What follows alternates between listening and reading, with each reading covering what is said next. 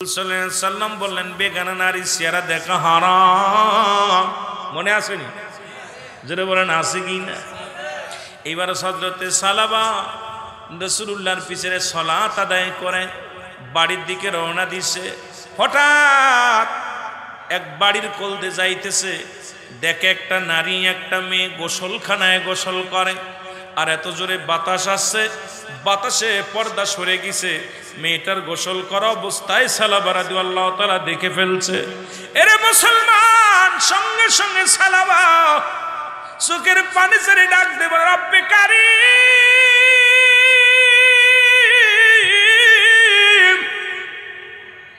এ রব্বে কারীম, আমি আমার চোখের জিনা করে ফেললাম।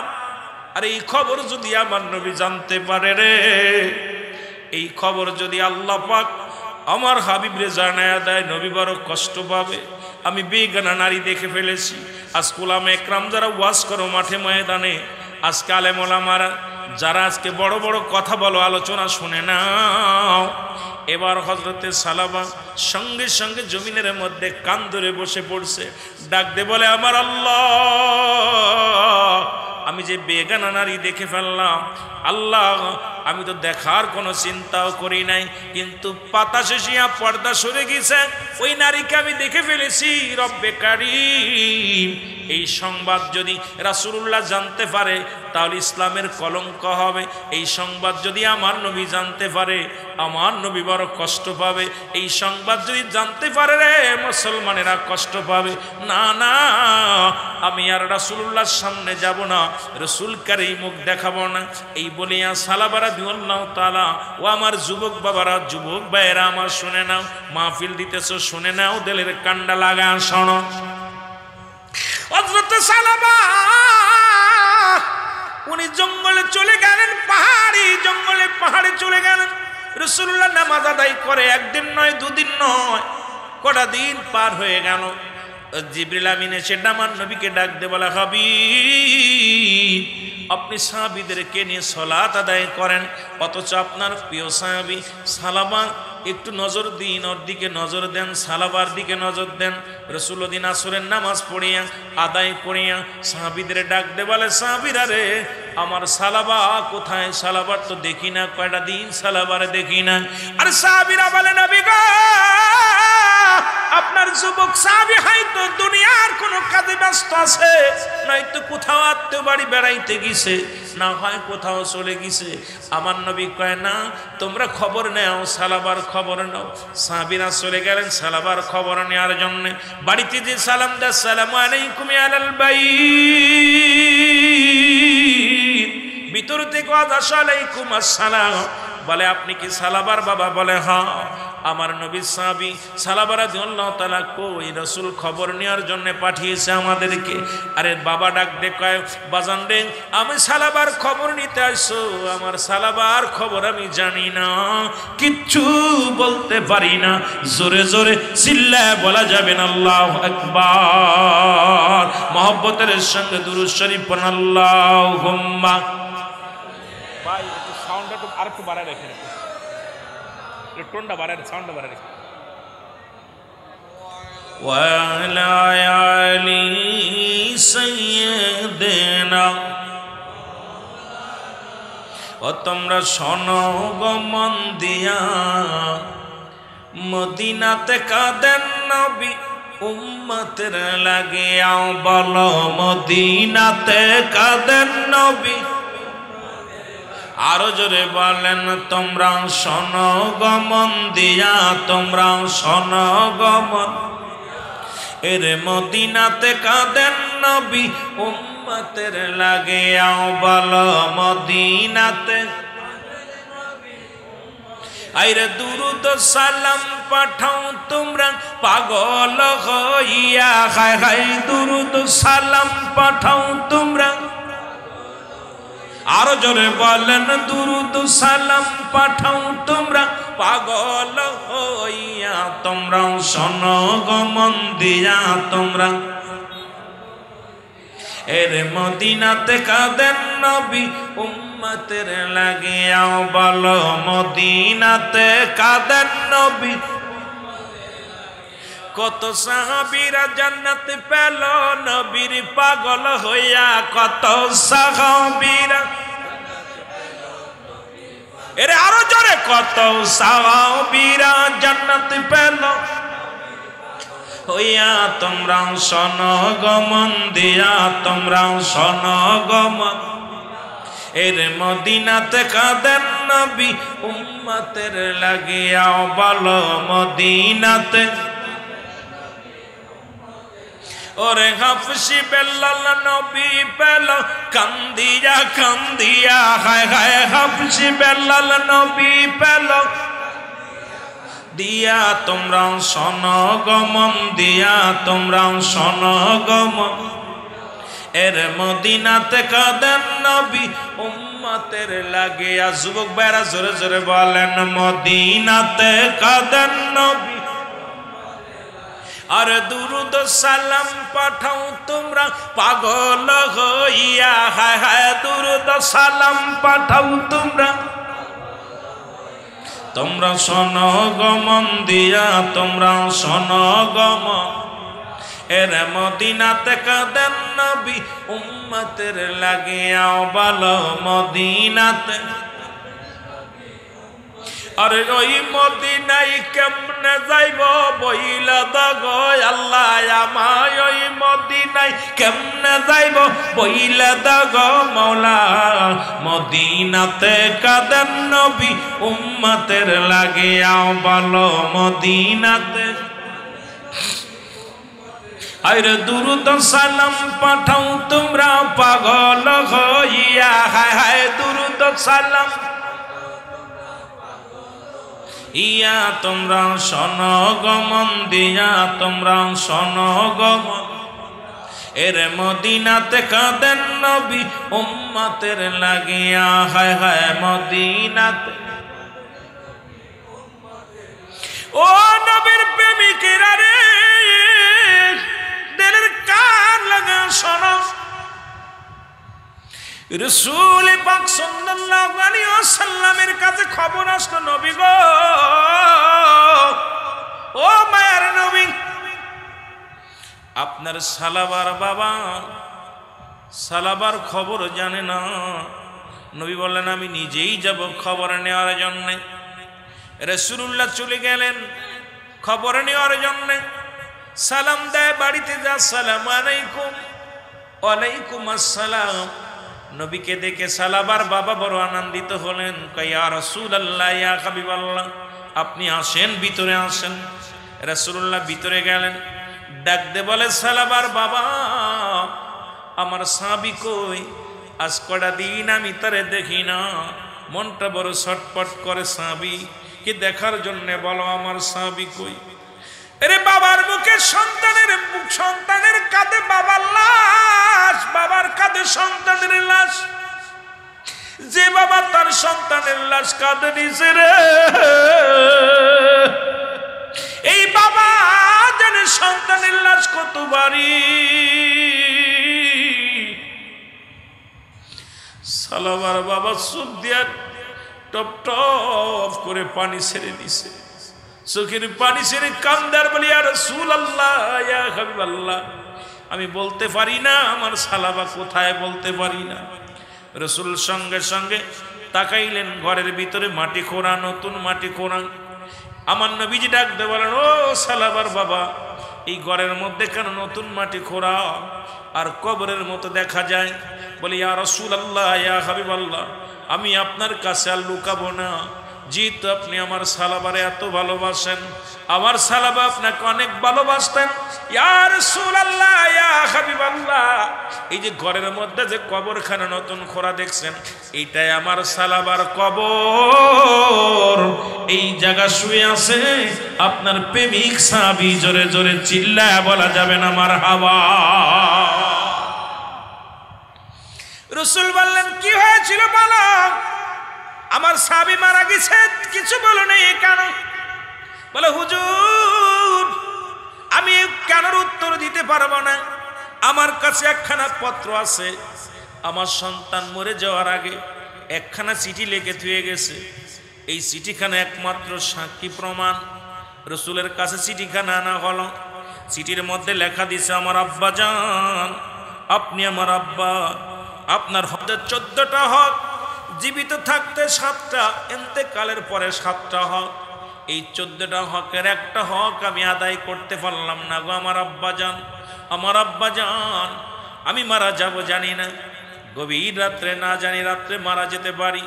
যদি মারা যায় আমার লাশখানা পৃথিবীর কোনো মানুষ দিয়ে ধোয়াবেন না, আমার লাশখানা নিজেই গোসল করাবেন। আমারে কোনো মোল্লা মুসল্লি ডাকিয়া জানাজা পড়াবেন না, আমার নামাজ আপনি পড়বেন, আমার কবর খনন আপনি করবেন। পৃথিবীর কোনো মানুষ যেন জানতে না পারে, আমার যেন লাশটা যেন কোনো গোরস্থানে দেওয়া না হয়, আমার লাশটা যেন ঘরের মধ্যে রেখে দেওয়া হয়। পৃথিবীর কোনো মানুষ যেন জানতে না পারে সালাবার মারা গেছে, সালাবার কবর। ইয়া রাসূলুল্লাহ, ইয়া হাবিবাল্লাহ, এই চিঠিখানা কেন লেখছে, কি জন্য লেখছে আমি জানি না। এই চিঠিখানা দেওয়ার পর আমার সন্তান গত রাত্রে মারা গেছে, আমি গভীর রাত্রে সন্তানের গোসল করাইছি, আমার সন্তানের আমি কাফন দাফন করাইছি, জানাজা পড়িয়া। ইয়া রাসূলুল্লাহ, ইয়া হাবিবাল্লাহ, আমার সন্তান যেটা দাবি করেছিল, আমি কোনো গোরস্থানে জানাজা দেই নাই, দাপন করি নাই, আমি ঘরের মধ্যে আমার সন্তানকে রেখে দিছি। জোরে জোরে চিল্লায়া বলা যাবে না আল্লাহু আকবার। আল্লাহর নবী চোখের পানিগুলো ছেড়ে কান্দে রে সালাবারে।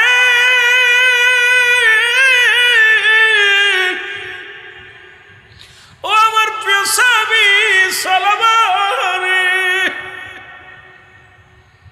কি এমন অপরাধ করেছিল গো? আরে আমি নবী জানতে পারি নাই, আমার সাহাবীরা জানতে পারি নাই, তুমি কে গুসা করে একা বিদায় হয়ে গেল। আল্লাহ কয় জিবরিল রে, দৌড়ে যা আমার হাবিবের কাছে জানায় ওই চিঠির মানেটা বলে আয়। জিবরিল আমিন চলে আসলেন, এসে বলে ইয়া রাসূলুল্লাহ, ইয়া হাবিবাল্লাহ, আপনার সালাবার ইতিহাসটা শোনেন নবী গো। নামাজ পড়ে প্রতিদিন যখন আপনার থেকে সালাত আদায় করে রাস্তা দিয়ে আসতো, ওই মসজিদের পাশে এক ইহুদির মেয়ে আপনার সালাবাকে ভালোবেসে ফেলে, প্রতিদিন তাকে প্রেমের বিনোদন করে, প্রেমের তাকে প্রস্তাব দেয়, কিন্তু সে আপনাকে এত ভালোবাসে কোনোদিন রাজি হয় নাই। ইয়া রাসূলুল্লাহ, ইয়া হাবিবাল্লাহ, ইসলামটাকে এত ভালোবাসে কোনোদিন মেয়ের প্রস্তাবে রাজি হয় নাই। ইয়া রাসূলুল্লাহ, কিছুদিন আগে যখন আপনি নামাজ শেষ করি সালাত আদায় করিয়া সাহাবীদের কিনে আলোচনা করতেছিলেন, একটু দেরি হয়ে গেল। সব সাহাবী যখন বাড়ি ফিরতেছিল, আপনার সালাবাও বাড়ি ফিরতেছিল, হঠাৎ এই মুহূর্তে মেয়েটা সালাবাকে ধরে বাড়ি নিয়ে যায়। বাড়ি নিয়ে যাইয়া সর্বপ্রথম প্রেমের অফার দেয়, কিন্তু রাজি হয় নাই, বিয়ের প্রস্তাব দেয়, রাজি হয় নাই। ইয়া রাসূলুল্লাহ, ইয়া হাবিবাল্লাহ, ওই মেয়েটা তার গায়ের কাপড় ফেলে ফেলে, এতেও আল্লাহ সালাবা রাজি হয় নাই।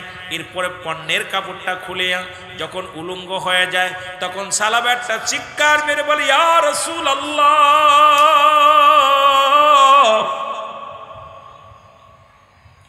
ইয়া হাবিবাল্লাহ, নবী গো, মায়ের নবী,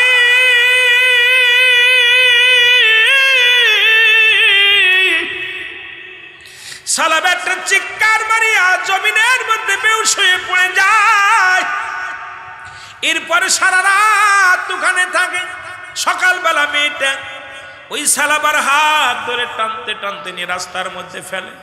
ইয়া রাসূলুল্লাহ, ইয়া হাবিবাল্লাহ, মেয়েটা মনে করছে মারা গেছে সালাবা। এমন ইমানদার সাহাবী, জীবন দেয়া দিছে, ইজ্জত দেয় না। ও আমার যুবক বাবারা শুনে নে, আজকে আলোচনাটা নবীর সাহাবীর থেকে আমাদের শিক্ষা নেওয়ার দরকার। যুবক বাজানেরা, এবার ইয়া রাসূলুল্লাহ, ইয়া হাবিবাল্লাহ, এরপরে ফজরের নামাজ আদায় করে যখন সালাবার বাবা যাইতেছিল, দেখে সন্তান পড়ে আছে জমিনের মধ্যে। অন্য মানুষের সহযোগিতা নিয়ে বাড়ি গেলেন। বাড়ি যা পারি, ইয়া রাসূলুল্লাহ, ইয়া হাবিবাল্লাহ, নবী গো, ইয়া রাসূলুল্লাহ, হুসাইন। এরপরে হুঁশ পর চিন্তা করেছে সালাবা যে তাকে হয়তো ওই মেয়ের ঘর থেকে উদ্ধার করা হয়েছে। মানুষ যখন জানতে পারবে নবীর সাহাবী অন্য বেগানা পুরুষের ঘর, মহিলার ঘরে গেছে, বেগানা ঘর থেকে বাইর করেছে, ইয়া রাসূলুল্লাহ আপনার কলঙ্ক হবে, ইসলামের কলঙ্ক হবে। আর আজকে মৌলবীরা দাড়ি টুপি মাথায় নিয়ে অন্য মেয়েদের সঙ্গে রংজং করো, পরের বউ ভেগে নিয়ে চলে যাও। মুসলমান বাবারা বড় কষ্ট লাগে, ইমামতি করতে যায় মুসলমান মুসল্লির বউ বেগে নিয়ে যাচ্ছ, আর বড় বড় ফতোয়া দাও ঈদে মিলাদুন নবীর বিরোধিতা করে। নবীর সাহাবীদের আদর্শ তোমাদের মধ্যে নাই, নবীর আদর্শ তোমাদের মধ্যে নাই। আর এই দুনিয়ার মধ্যে রাসূলের পাগলদের তোমরা নেড়ে কথা বলো, জোরে জোরে চিল্লায় বলেন ঠিক কিনা?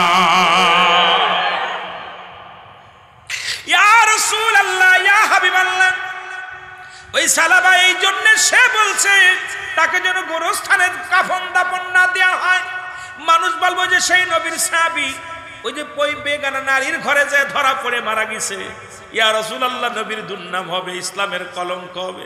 আইরে মুসলমান সুন্নি জনতা কেমন ইসলামকে ভয় পায়, কেমন নবীর আদর্শ তাদের অন্তরের ভিতরে, একটু আস্থা শুনে নাও বাতিলপন্থীরা। আর তোমরা তো প্রতিনিয়তই দেখা যায় এর ঘরে উঠছো, ওর ঘরে উঠছো, এই জায়গা ধরা পড়ছো, ও জায়গা ধরা পড়ছো। আর বলৎকারের কথা তো বলবো না, গত 3 মাসে 905 জন বলৎকার ধরা পড়ছে, এর মধ্যে একজনও কোনো সুন্নি জনতা নাই। জোরে জোরে চিল্লায় বলা যাবেন আল্লাহু আকবার। এ আমি নই, যারা মিডিয়া চালায় তাদের থেকে খোঁজ নাও। সুন্নিদের বিষয়ে কথা বলতে গেলে হিসাব করে বলো। আর আমরা নারী পুরুষ নিয়ে নাচানাচি করি। আমার দেশে এক বাতিলপন্থী সুন্নি থেকেও বাতিল হয়ে গেছে, সে বলতেছে আমরা নারী পুরুষ নিয়ে নাচানাচি করি, এক পাশে নারী এক পাশে পুরুষ। এই ভণ্ড! আরে আমাদের চরিত্র এত তোদের মতো নয়, সুযোগ পেলেই নষ্টামি করি, কারণ এই চরিত্র আমরা নিয়ে থাকি না। যারা ওলি আল্লাহদের মজলিসে থাকে, যারা নবীর প্রেমে পাগল, এরা দুনিয়া দেখার সময় নাই, এরা নবীর ইশকে দিওয়ানা। জোরে বলেন ঠিক কিনা? আরো জোরে বলেন ঠিক কিনা? কষ্ট হচ্ছে? এই রে ভণ্ড কয় কি, যতদিন আমি অন্ধকারে ছিলাম আলোর পথ দেখছি। দা কিচ্ছু যায়, সারা পৃথিবীর মানুষ যদি আমার রসুলের পক্ষে না থাকে, রসুলের কিচ্ছু যায় আসে না। সারা পৃথিবীর মানুষ যদি আল্লাহর পক্ষে না থাকে, আমার আল্লাহর কোনো কিচ্ছু যায় আসে না। জোরে বলেন ঠিক কিনা? আরে আপনারা শুনলে অবাক হবেন, রসুলের চাচা ছিল 9 জন। কয়জন? জোরে বলেন কয়জন? রসুলের চাচা ছিল 9 জন, 2 জন হলো ইমানদার, বাকি 7 জনই রাসূলের দুশমনি করছে। তাদের দুজনে, একজনের নাম আমির হামজা, একজনের নাম হযরত আব্বাস। বাকি 7 জন রাসূলকে বলছো আমাদের ভাতিজা, ও কেমনে নবী হয়, ও এতিম মানুষ কেমনে নবী হয়? ওদের বংশধর যারা জীবনেও নবী মানবে না, মানবে না, মানবে না। জোরে বলেন ঠিক কিনা? কথা ক্লিয়ার? কথা বুঝে নিয়েন। নবীর চাচা ছিল কয়জন? নবীজির বাবাকে দিয়া মোট 10 জন। আব্দুল মুতালিব বিয়ে করছিল হলো 6টা। আপন দাদি হলো নবীজির দাদির নাম ফাতিমা, আপন দাদি। এরপর রাসূলের 7 জন ছিল বিরোধিতা করছে, তারা নবীকে মানতে পারে নাই। আর এদের বংশ কিয়ামত পর্যন্ত যত থাকবে, ওদের জাতি যারা আছে, ওরা যদিও সামরিক কিছু সুন্নি হবে, পরে ওরা ওয়াহাবি হয়ে যাবে। জোরে বলেন ঠিক কিনা? হয়তো আমার আমিরুল আমিন সিদ্দিকের কণ্ঠে ভাবেই চলবে, যদিও কষ্ট হচ্ছে কথা বলতে, একটু দরকার ছিল একটা দিন বিশ্রাম নেওয়া, তারপর আলোচনার ময়দানে আসা। তা বিশেষ করে 2-4 ঘন্টা কর্তৃপক্ষ ভাইদেরকে ধন্যবাদ, তারা আমার বারবার বলছে হুজুর একটু রেস্ট নেন, রেস্ট নেন। আমি রেস্ট নিতে নিতে বেলা চলে যাচ্ছে, কখন যাব, এই জন্য আর নিজের সুযোগ দিই নাই। তবে একটা কথা, রাসূলের ফুফুর সংখ্যা ছিল 6 জন। লেখা নেন কয়জন? 6 জন। এদের মধ্যে 2 জন ইমানদার, একজনের নাম হযরতে সুফিয়া, আরেকজনের নাম হযরতে উমল। বাকি 4 জনই দুশমনে রাসূল। এই 4 আর 7 11 জন। কয়জন? কয়জন? আর রাসূলের পক্ষে ছিল মাত্র 4 জন। কয়জন? জোরে বলেন কয়জন? এ বাতিলরা হন, সারা পৃথিবী যদি বাতিলপন্থী হয়ে যাও, কিচ্ছু যায় আসে না। আমার রাসূলের একজন সৈনিক যথেষ্ট। জোরে বলেন ঠিক কিনা? আর জোরে বলেন ঠিক কিনা? সুতরাং রাসূলের জামানায় এটা প্রমাণ করে দিয়েছে নবীজি 7 জন রাসূলুল্লাহর বিরোধিতা ছিল। 7 জন, 1 জন 2 জন নয়। নবীর পক্ষে ছিল মাত্র 2 জন পুরুষ, আর 6 জন মহিলা। 4 জনই ছিল দুশমনে রাসূল, তারা নবীকে মানতেই পারে নাই। 2 জন ছিল রাসূলুল্লাহর পক্ষে, এই 2 আর 2 4 জন ছিল রাসূলুল্লাহর পক্ষে। এই জন্য আমরা সুন্নিরা আমরা দলে ভারী করতে চাই না। তোমরা দলে ভারী করো, আমাকে দলে ভারীর দরকার নেই। আমরা নবীর প্রেম ইশকে দেওয়ানা হয়ে গেছি। জোরে বলেন ঠিক কিনা? আরো জোরে বলেন ঠিক কিনা? আমাদের দলের দরকার নাই, জোরে বলেন ঠিক কিনা? আর সুন্নিদের কাছে দুইটা অস্ত্র, আমাদের বাঁশ লাগবে না, আমাদের লাঠি লাগবে না, আমরা অস্ত্র কামান পিস্তল ডিগা ড্যাগার এই সমস্ত অস্ত্র সুন্নিদের লাগে না। সুন্নিদের কাছে দুইটা অস্ত্র, একটা অস্ত্রের নাম হলো আমার আল্লাহ, দ্বিতীয় অস্ত্রের নাম হলো মুহাম্মাদুর রাসূলুল্লাহ সাল্লাল্লাহু আলাইহি ওয়াসাল্লাম। জোরে বলেন মারহাবা। কয়টা শক্তি? জোরে বলেন কয়টা? এই আপনাদের কাছে কয়টা? এই জন্য সুন্নিদেরকে দেখলাম জশ্নে জুলুসে সব হাতাইছে, একটার কাছে লাঠি উপায় নাই, পিস্তল উপায় নাই, ড্যাগার উপায় নাই। কিন্তু যারা এত নবীর বিরোধিতা করছে, টুকায় দেখে বড় বড় ড্যাগার, ভিতরে খুর, হাতের মধ্যে খুর পাইছে, লাঠি পাইছে, বাট এগুলো কি আমরা পাহারা দিতেছি। কয় কি পাহারা দিস? হাতের ভিতর খুর কেন? হাতের ভিতর হকি স্টিক কেন? হাতের ভিতর পিস্তল কেন? একটা সুন্নির হাতে পিস্তল লাগে না। আমাদের দুইটা শক্তি, একটা শক্তি আমার আল্লাহ, দ্বিতীয় শক্তি মুহাম্মাদুর রাসূলুল্লাহ সাল্লাল্লাহু আলাইহি ওয়াসাল্লাম। জোরে বলেন মারহাবা। এই সাদেন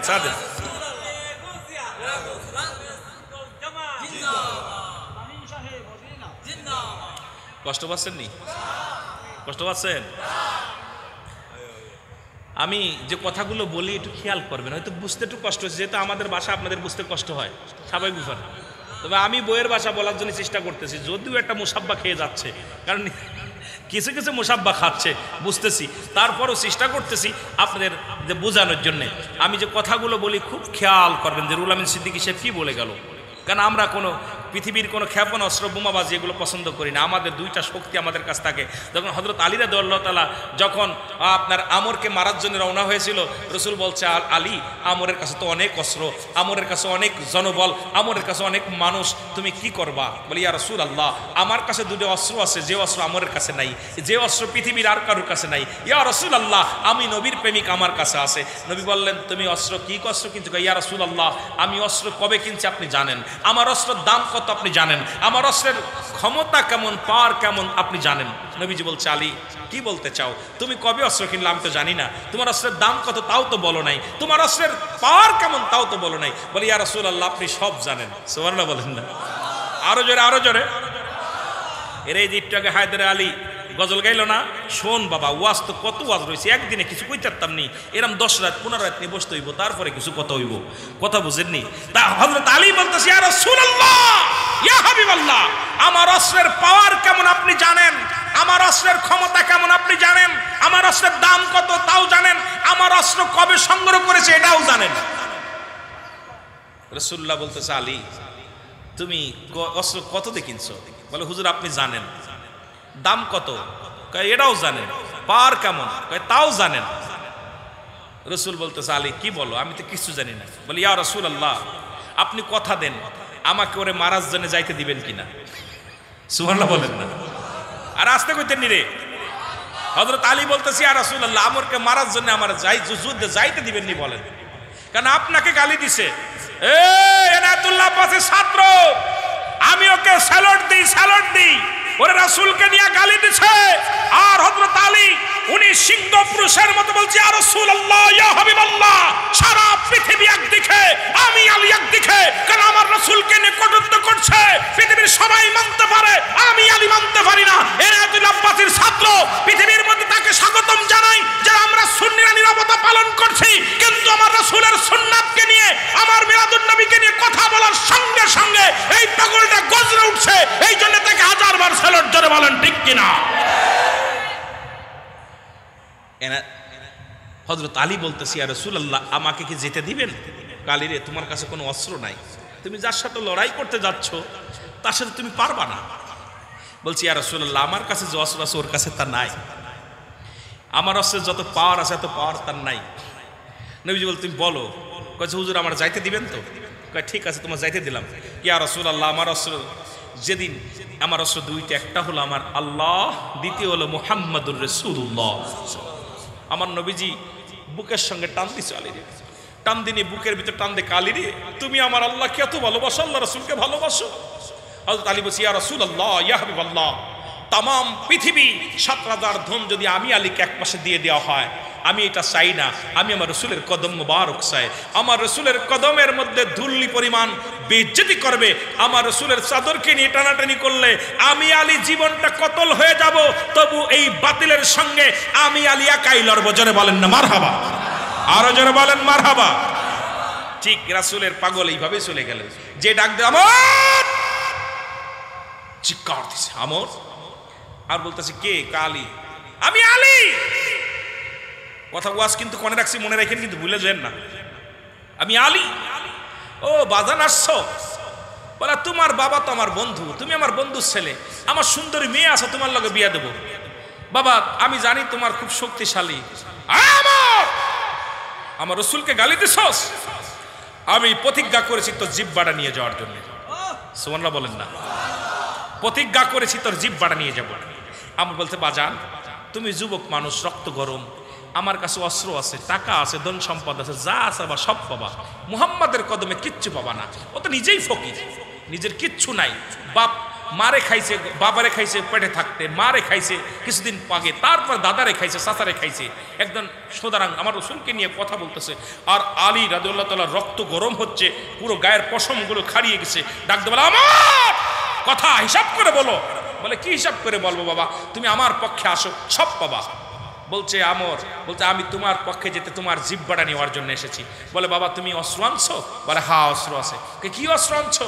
কয় অস্ত্র, আমার অস্ত্র তোমাকে আমি দেখাবো না, যেহেতু আমি মুসলমান, তুমি আমাকে মারবা, প্রথম শর্ত হলো তুমি আমাকে মারবা, আমি প্রতিহাত করব, এরপর তুমি মারবা, কারণ আমি আক্রান্ত হলে এর প্রতিহাত করবো। সুবহানাল্লাহ বলেন না। কত সুন্দর পয়েন্ট। হযরত আলী বলতে তুমি আমাকে মারবা, আমি আক্রান্ত হব, তারপরে তোমাকে প্রতিহাত করবো। আমাকে বাবা তোমার অস্ত্র আছে?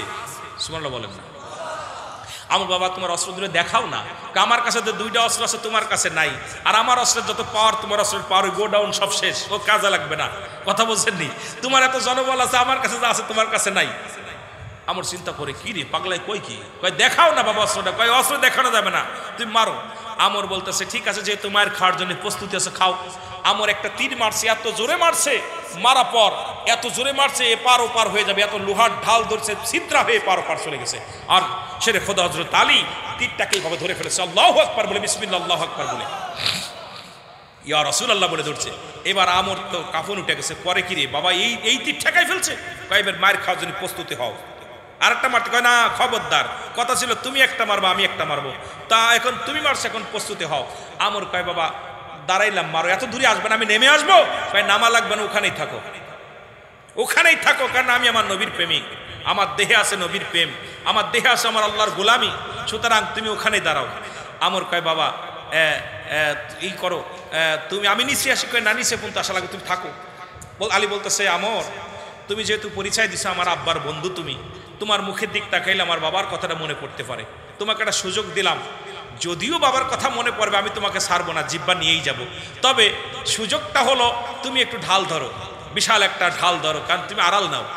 তখন উনি চিন্তা করলো ধরতে পারে, তখন আমর এমন একটা ঢাল ধরছে, বড় একটা ঢাল ধরছে, বড় একটা ধরছে, ধরার পর এইটা যখন হযরত শেরে খোদা হযরত আলী ইয়া রাসূলুল্লাহ নারায়ে রিসালাত ইয়া রাসূলুল্লাহ আল্লাহু আকবার বলে তীরটা মারছে, তার ভেদ করে ওই বল্লমটা আপনার ঢাল ভেদ করে আমরের এপার ওপার হয়ে গেছে। আমর ঘুরতে ঘুরতে হযরত আলীর সামনে এসে পড়ছে। হযরত আলী গলার মধ্যে পাড়া মারছে, পাড়া মারলে জিভে বেরিয়ে গেছে, আর জিভাটারে টান দে, বা হাত দিয়ে টান দে, ছিঁড়ে নিয়ে রসুলের কদমে চলে গেছে। যা দেখে আমার রসুল দাঁড়িয়ে, আমার রসুল চোখের পানি ছেড়ে কাঁদতেছে যে আমার আল্লাহ, নবী দোয়া করতেন দুই ফেলি, এইভাবে আর এইভাবে। আরে উনাদের কিতাব, আমাদের কিতাব না, ওই বাতিলদের কিতাব ফতোয়ায়ে দেওবান, লেখক হচ্ছে মুফতি শফিক আহমেদের লেখা, 2 খণ্ড 24 নম্বর পৃষ্ঠা। আরে মৌলবী হট, তোদের কিতাব আমাদের কিতাব পড়া লাগে নাই, তোদের কিতাব দিয়ে তোদের কবর দেওয়া যায়, তোদের কিতাব দিয়ে তোদের গোড়া সব দেওয়া যায়, কারণ আমাদের কিতাব লাগে না। বলতে 5 ওয়াক্ত নামাজ পড়ে জিয়ারত করে সর্বহালাতে আল্লাহর দরবার 2টি হাত উঠায় দোয়া করা উত্তম মুস্তাহাব। আমরা তো হারাম বলি নাই, কোথাও লেখা একটা হারাম দেখাইতে বলে জীবন ওয়াজ করবো না, একটা দলিল দেখা, যদি পারিস হারাম থাকে যে জায়েজ নাই হারাম, জীবন ওয়াজ করবো না, কথা দিয়ে গেলাম এখানে, দেখাও। আর আমরা তো মুস্তাহাব আমল যেটা ধরতেছি, তোমাদের কিতাবে বলতেছে জায়েজ, আর তোমরা বলো না জায়েজ। বাপেরে মানো না, তোমরা কারে মানবা? নিজের গুরুরে মানো না, উস্তাদ মানো না, পীর মাশায়েখ মানো না, তোমাদের কপাল পোড়া। জোরে বলেন ঠিক কিনা, আরো জোরে বলেন ঠিক কিনা। এ যুবকের আওয়াজ দিস, তোরা নবীর সৈনিক, এইরকম যুবক বয়সী জান্নাতি। আমি কালা মানুষ আর বুড়ো মানুষ, একটা বুড়া মানুষ পাইছি, আমি কালা মানুষ, এগুলো বাদ। কথা বুঝেননি? সুন্দর মানুষ যাবে জান্নাতে। কি কোন ভাই? কি মানুষ? সুন্দর মানুষ যাবে না জান্নাতে? কালা মানুষ আর বুড়া মানুষ জান্নাতে দিব না। কথা বুঝেননি? এইরকম চকচকে সুন্দর জান্নাতে যাবে 18 বছরের যুবক, আর তোর তো যুবক বানা সুন্দর চেহারা দিয়ে দিবে। কালাগুলো সব জাহান্নামে যাবে। ওই দিন কালাটা আমল করার কারণে ওটা সুন্দর হয়ে যাবে। জোরে বলেন সুবহানাল্লাহ। কথা বুঝেননি? আমরা তো আসওয়াত মার্কা মানুষ। কি কোন দাদা? কষ্ট পাচ্ছেন না আপনারা? কষ্ট পাচ্ছেন? হযরত আলী রাদিয়াল্লাহু তাআলা রাসূলের কদমে আসছে। নবীজি বলতেছে আলী, দুই ভাবে দোয়া করতেন। এইভাবে নবীজি উল্টা দোয়া করতেন, যেটা এটা অতি ফাঁস করে কবুল হতেন। আর নবীজি এইভাবে দোয়া করতেন, দুইভাবে দোয়া করতেন, এটাও কবুল হতেন, কিন্তু একটু সময় লাগতো। আর ইমার্জেন্সি, রাসূলুল্লাহ যখন ইমার্জেন্সি দরকার, তাড়াতাড়ি দরকার, দোয়াটা তাড়াতাড়ি আল্লাহর সঙ্গে সরাসরি মানে কবুল হওয়ার দরকার, রাসূলুল্লাহ এইভাবে উঠাইতেন, হাত উঠাইতেন। সুবহানাল্লাহ বলেন না? দুইভাবে হাত উঠাইতেন, এইভাবে এবং এইভাবে হাত উঠাইতেন। আমার বাবারা আমার, গভীর মনোযোগ। রাসূলুল্লাহ বলতেছে আলী, আল্লাহ তুমি আমার আলীরে বুকে ফিরাই দাও। আলী রাদিয়াল্লাহু তাআলা সামনে, ইয়া রাসূলুল্লাহ আমি আপনার আলী হাজির সামনে। নবীজি একটা মিসকি হাসি দিয়ে বলে, ইয়া রাসূলুল্লাহ, ইয়া হাবিবাল্লাহ, আপনাকে যে জিব্বা দিয়ে আলী গালি দিছিল, সেই জিব্বাটা আমি ছিঁড়ে আপনার কদমের মধ্যে আনছি। আলী রাদিয়াল্লাহু তাআলা, ইয়া রাসূলুল্লাহ, আমি জীবিত থাকতে আমার রাসূলকে গালি দিবে, আমি আলী মেনে নিব, আমার রাসূলকে নিয়ে কটূক্তি করবে।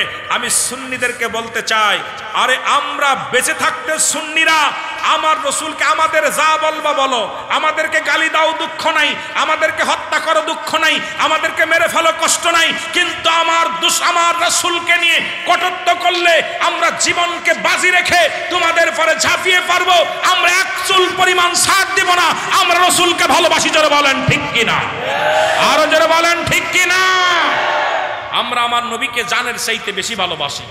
আমার নবীকে নিয়ে, আমার নবী রাহমাতাল লিল আলামিনকে নিয়ে কটূক্তি করলে আমরা বুক পেতে দিব, কিন্তু আমার রাসূলের বেইজ্জতি মেনে নিব না। আমার রাসূলের চাদর, ইজ্জতের চাদর নিয়ে টানাটানি করলে আমরা যদি বসে থাকি, আমরা আমার রাসূলের শাফায়াত পাবো না। এই জন্য আমার রাসূলকে নিয়ে কটূক্তি করলে আমরা যে যেখানে থাকবো সেখান থেকে প্রতিহাত করব, সেখান থেকে প্রতিবাদ জানাবো। জোরে বলেন ঠিক কিনা? রাজি আছেন? আরো জোরে বলেন রাজি আছেন? আল্লাহ যার সঙ্গে যার শানে নাই রাসূলের প্রেম, তার লগে ভাব কইরো না। সুতরাং তাদের সাথে আমাদের সম্পর্ক নাই। জোরে বলেন ঠিক কিনা? মুহাব্বতের সঙ্গে দুরূদ শরীফ পড়েন। আল্লাহুম্মা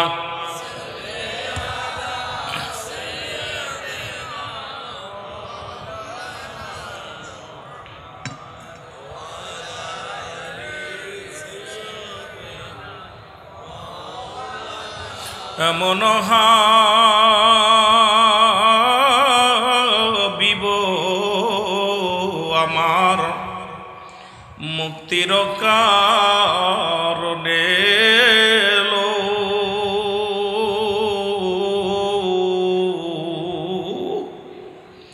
ওফাতের পরেও নবীজি পাপী উম্মতিরে না ভুলিল।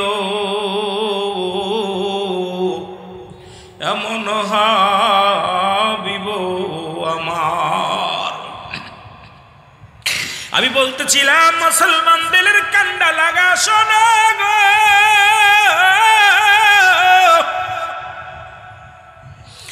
ও মুসলমান শোনো, গভীর মনোযোগ শোনো। এ আমার ভাইরা, বন্ধুরা আমার, রাসূলের সাহাবী মুসলমান রাসূলুল্লাহ দোয়া করলেন। দোয়া করার পর, ও আমার ভাইরা, আমার বন্ধুরা আমার, রাসূল দোয়া করলেন। দোয়া করার পর এরপরে নবীজিকে জিবরিল আমিন বলে, ইয়া রাসূলুল্লাহ, ইয়া হাবিবাল্লাহ, আপনার সাহাবী জান্নাতের মধ্যে ঘোরাঘুরি করে। রাসূল, অমুক মেয়েটার কারণে আপনার সাহাবী দুনিয়া থেকে বিদায় হয়ে গেছে, আপনার যুবক সাহাবী বিদায় হয়ে গেছে। রাসূলুল্লাহ চলে গেলেন সেই মেয়ের বাড়িতে। যা বললেন, মেয়েটার দরজায় দাঁড়ায় নবী দাঁড়াইলেন। মেয়েটা বলে, ইয়া রাসূলুল্লাহ, ইয়া হাবিবাল্লাহ, নবী গো, ইসলাম যে এত সুন্দর, ইসলাম যে এত প্রিয়, ইসলাম যে এত সুন্দর নবী গো, আমি জানি না। ইয়া রাসূলুল্লাহ, ইয়া হাবিবাল্লাহ, আমি আর একটা মিনিটও মুসলিম থাকতে চাই না। কারণ মুসলমান যে নারী সতীত্ব পাহারা দেয়, মুসলমান যে নারী সতীত্ব নষ্ট করে না, রসুল গো আপনার সাহাবীরা যে নারী সতীত্ব নষ্ট করে না, এটা আমি ভুক্তভোগী নারী। আমি আপনার সাহাবীকে অনেক ফেলে চেষ্টা করলাম, খোদাকে কসম করে বলি একবার আমার মুখের দিকে তাকায় নাই, একবার আমার দিকে তাকায় নাই। এত সুন্দর রূপ যৌবন দেখায়া তার একবারও আমার দিকে আকৃষ্ট করতে পারি নাই। ইয়া রাসূলুল্লাহ, ইয়া হাবিবাল্লাহ, আমি আর একটা মিনিটও মুসলিম থাকতে চাই না, আপনি আমারে কালেমা পড়ায়া দেন, আমি কালেমা পড়ে মুসলমান হয়ে যাব। রাসূলুল্লাহ বললেন তুমি তাড়াতাড়ি ওযু করো, গোসল করো, ওযু করো। গোসল করলেন, ওযু করলেন, রাসূলুল্লাহর সঙ্গে সঙ্গে কালেমা পড়ায়া দিলেন, লা ইলাহা ইল্লাল্লাহু মুহাম্মাদুর রাসূলুল্লাহ। জোরে জোরে চিল্লায়া বলা যাবে না মারহাবা? এ মুসলমান গভীর মনোযোগ,